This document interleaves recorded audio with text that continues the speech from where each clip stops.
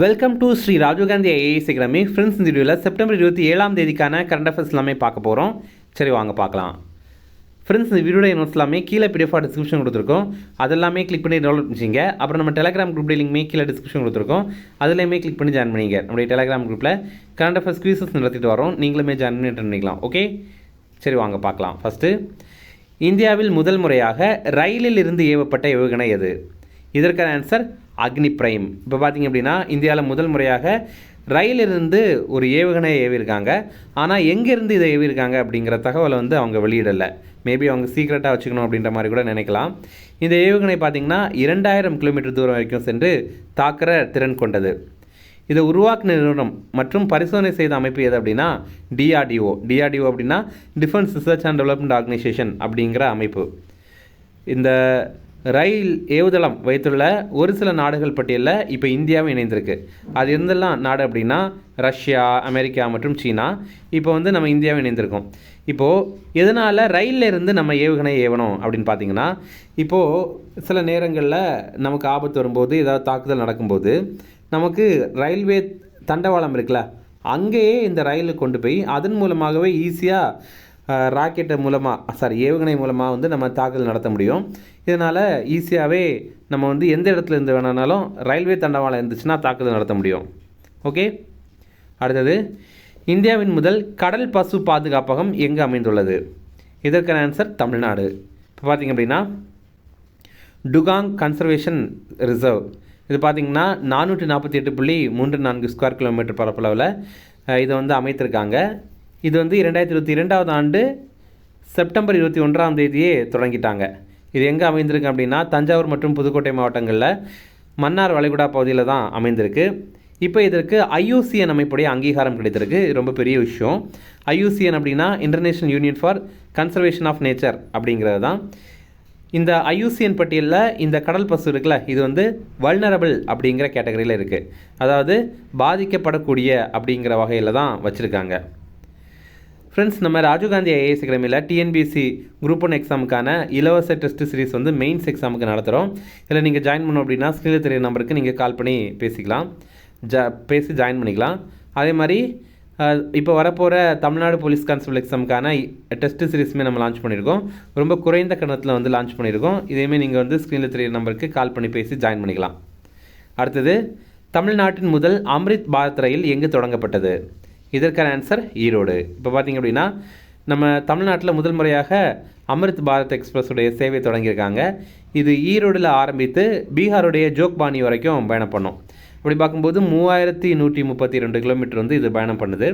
இது வந்து தமிழ்நாடு, ஆந்திரா, தெலுங்கானா, மகாராஷ்டிரா, மத்திய பிரதேஷ், உத்தரப்பிரதேஷ் வழியாக பீகாருக்கு போகுது.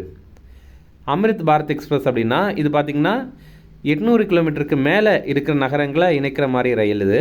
இதில் வந்து ஏசி வசதி கிடையாது. அதே மாதிரி டிக்கெட்டும் ரொம்ப விலை குறைவாக தான் இருக்கும்.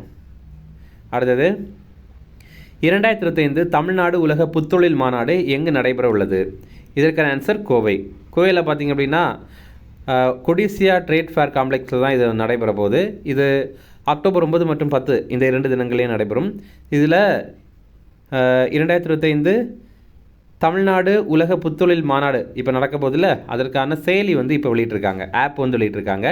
இப்போ இந்த மாநாடு நடைபெற்று முடிந்ததுக்கப்புறம் நம்ம இதை வச்சு இன்னும் கொஞ்சம் கூட டீட்டெயிலாக பார்க்கலாம். அடுத்தது, 4வது உலக உணவு இந்தியா சர்வதேச கண்காட்சி எங்கே நடைபெற்றது? இதற்கான ஆன்சர் டெல்லி. இது ரொம்ப முக்கியமான கொஸ்டின். இப்போ பார்த்திங்கன்னா வேர்ல்டு ஃபுட் இந்தியா அப்படிங்கிற ஒரு சர்வதேச கண்காட்சி, உலக உணவு இந்தியா உடைய 4வது கண்காட்சி இப்போ நடைபெற்றிருக்கு. புதுடெல்லியில் பாரத மண்டபம் இருக்குல்ல, அங்கே தான் இது நடைபெற்றிருக்கு. இதனுடைய நோக்கம் என்ன அப்படின்னா உள்நாட்டு உணவு பதப்படுத்தல் துறையில் சர்வதேச முதலீடுகளை ஈர்க்கணும் அப்படிங்கிறது தான் இதனுடைய நோக்கமாக வச்சுருந்தாங்க.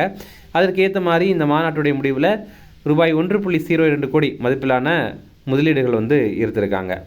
இதன் மூலமாக 64,000 பேருக்கு நேரடி வேலைவாய்ப்புகள் கிடைக்கும். அதே மாதிரி 10 லட்சம் பேருக்கு மறைமுக வேலைவாய்ப்புகள் வந்து கிடைக்கும். அடுத்தது, எங்கு இந்தியாவில் முதல் முறையாக AI கட்டுப்பாட்டு அறை திறக்கப்பட்டது? இதற்கான ஆன்சர் ஆந்திர பிரதேசம். ஆந்திர பிரதேசத்தில் பார்த்திங்க அப்படின்னா செயற்கை நுண்ணறிவு ஒருங்கிணைக்கப்பட்ட கட்டுப்பாட்டு அறை வந்து திறந்திருக்காங்க. எங்கே அப்படின்னா ஆந்திராவில் திருமலையில் ஏழுமலையான் கோயில் இருக்குல்ல, அங்கே தான் இதை திறந்திருக்காங்க. அப்போ இதன் மூலமாக என்ன பண்ணலான்னா ஏஐ மூலமாக நடக்கிற நிகழ்வுகளை எல்லாம் பதிவு பண்ணலாம். அதே மாதிரி கண்காணிப்பு கேமராக்கள் மூலமாக இன்னும் டீட்டெயிலில் வந்து தெரிய முடியும். அப்போது இதன் மூலமாக என்ன பண்ணுறாங்க அப்படின்னா பக்தர்களுடைய கூட்டத்தை வந்து சீரமைக்கிறதுக்கு பயன்படுத்துகிறாங்க. அப்படி பார்க்கும்போது கோயிலில் பக்தர்களுடைய கூட்டத்தை சீரமைக்கிறதுக்கு ஏஐ பயன்படுத்தப்படுறது இதுதான் நம்ம நாட்டிலேயே முதல் முறை. ஆந்திர பிரதேசத்துடைய முதல்வரான சந்திரபாபு நாயுடு தான் இதை திறந்து வைத்திருக்காரு. அந்த திட்டத்தை வந்து தொடங்கி வைத்திருக்காரு. இதில் என்னென்ன சிறப்புகள் அப்படின்னா குற்றவாளிகள் அல்லது தீவிரவாதிகள் தொடர்பான சந்தேகத்திற்குரிய நபர்களை வந்து அடையாளம் காண முடியும், ஏன்னா ஏஐ கேமரா மூலமாக. அடுத்தது காணாமல் போனவங்களை வந்து கண்டுபிடிக்க முடியும் இதன் மூலமாக. அடுத்தது பக்தர்களுடைய கூட்ட நெரிசலை உடனுக்குடன் தேவஸ்தான அதிகாரிகளுக்கு தகவல் கொடுக்க முடியும். அடுத்தது இந்தியாவின் தலைமை வழக்கறிஞராக மறுநியமனம் செய்யப்பட்டவர் யார்? இதற்கான ஆன்சர் ஆப்ஷன் பி வெங்கடரமணி. இதில் ஆப்ஷன் ஏ பாருங்கள் வெங்கடராமன் அப்படின்னு கொடுத்துருக்கோம், ஆனால் ஆன்சர் ஆப்ஷன் பி வெங்கடரமணி அப்படிங்கிறது தான். இப்போது நம்ம இந்தியாவுடைய தலைமை வழக்கறிஞராக இருக்கிறவர் ஆர் வெங்கடரமணி அப்படிங்கிறவர். இவருடைய பதவி காலம் வந்து இப்போ முடிகிறது, அதாவது இந்த செப்டம்பர் மாதத்தோடு அது முடிஞ்சிடும். ஆனால் இப்போது இந்த அக்டோபர் 1ஆம் தேதியிலேருந்து இவருடைய பதவி காலத்தை வந்து 2 ஆண்டுகள் நீட்டிச்சிருக்காங்க. பொதுவாக வெங்கடரமணி இருக்கார்ல, அதாவது நம்ம இந்தியாவுடைய அட்டார்னி ஜெனரலை நியமனம் பண்ணுறது யாருன்னா நம்ம குடியரசுத் தலைவர். இவர் தொடர்பான ஆர்டிக்கிள் எது அப்படின்னா ஆர்டிக்கிள் 76. இதோடைய தகுதி, அதாவது ஒருத்தர் அட்டார்னி ஜெனரல் ஆகணும் அப்படின்னா அவருக்கு என்ன தகுதி இருக்கணும்னா உச்சநீதிமன்ற நீதிபதிக்கான தகுதி இருக்கணும். இவர் நாட்டுடைய மிக உயர்ந்த சட்ட அலுவலகர் மற்றும் மத்திய அரசுடைய முதன்மை சட்ட ஆலோசகர் இவர் தான். இவருடைய முக்கியமான பணி என்ன அப்படின்னா நீதிமன்றத்தில் இந்திய அரசு சார்பில், அதாவது மத்திய அரசு சார்பில் வந்து வாதாடுவார். அடுத்தது 2025 தொழில்நுட்ப படிப்பில் பெண்களின் பங்களிப்பு எத்தனை சதவீதமாக உள்ளது? இதற்கான ஆன்சர் 17%. இப்போ பார்த்திங்க அப்படின்னா தொழில்நுட்ப படிப்பில் பெண்களுடைய பங்கு 2022ஆம் ஆண்டு வெறும் 4% தான் இருந்துச்சு. ஆனால் இப்போ 2025 அது 17% உயர்ந்திருக்கு. இந்தியாவில் தொழில்நுட்ப படிப்பில் பெண்களுடைய பங்களிப்பு இப்போ 4 மடங்காக உயர்ந்திருக்குல்ல, அது பார்த்தாலே தெரியும். 4 மடங்குக்கு மேலே தான் இது இப்போ உயர்ந்திருக்கு. 2025ஆம் ஆண்டு ஏஐ மற்றும் மெஷின் லேர்னிங் இந்த படிப்புகள் எல்லாம் பெண்களுடைய பங்கு 20% இருக்குது. இந்த ரிப்போர்ட்டை வெளியிட்ட அமைப்பு காலேஜ் வித்யா அப்படிங்கிற அமைப்பு. இது என்ன அமைப்பு அப்படின்னா யூஜிசி அமைப்பு இருக்குல்ல, யூஜிசி அப்படின்னா பல்கலைக்கழக மானியக்குழு, யூனிவர்சிட்டி கிராண்ட்ஸ் கமிஷன் அப்படிங்கிற அமைப்பு. அந்த அமைப்புடைய கல்வி தளம் தான் இந்த காலேஜ் வித்யா அப்படிங்கிற அமைப்பு. அடுத்தது ரிவிஷன் பார்க்கலாம். இந்தியாவில் முதல் முறையாக ரயிலில் இருந்து ஏவப்பட்ட ஏவுகணை எது? இதற்கான ஆன்சர் அக்னி பிரைம். அடுத்தது இந்தியாவின் முதல் கடல் பசு பாதுகாப்பகம் எங்கு அமைந்துள்ளது? இதற்கான ஆன்சர் தமிழ்நாடு. அடுத்தது தமிழ்நாட்டின் முதல் அம்ரித் பாரத் ரயில் எங்கு தொடங்கப்பட்டது? இதற்கான ஆன்சர் ஈரோடு.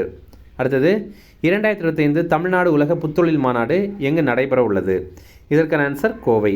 அடுத்தது 4வது உலக உணவு இந்தியா சர்வதேச கண்காட்சி எங்கு நடைபெற்றது? இதற்கான ஆன்சர் டெல்லி.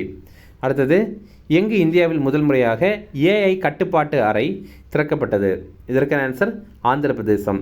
அடுத்தது இந்தியாவின் தலைமை வழக்கறிஞராக மறுநியமனம் செய்யப்பட்டவர் யார்? இதற்கான ஆன்சர் ஆப்ஷன் பி வெங்கடரமணி. அடுத்தது 2025 தொழில்நுட்ப படிப்பில் பெண்களின் பங்களிப்பு எத்தனை சதவீதமாக உள்ளது? இதற்கான ஆன்சர் 17%. அவ்வளோதான் ஃப்ரெண்ட்ஸ். இந்த வீடியோ பிடிச்சிருந்தா கண்டிப்பாக லைக் பண்ணுங்கள், நம்மளுடைய சேனலுக்கு சப்ஸ்கிரைப் பண்ணி வச்சுங்க, உங்களுடைய நண்பர்களுக்குமே ஷேர் பண்ணுங்கள். கண்டிப்பாக இது அவங்களுக்கும் பயனுள்ளதாக இருக்கும். Okay, thank you.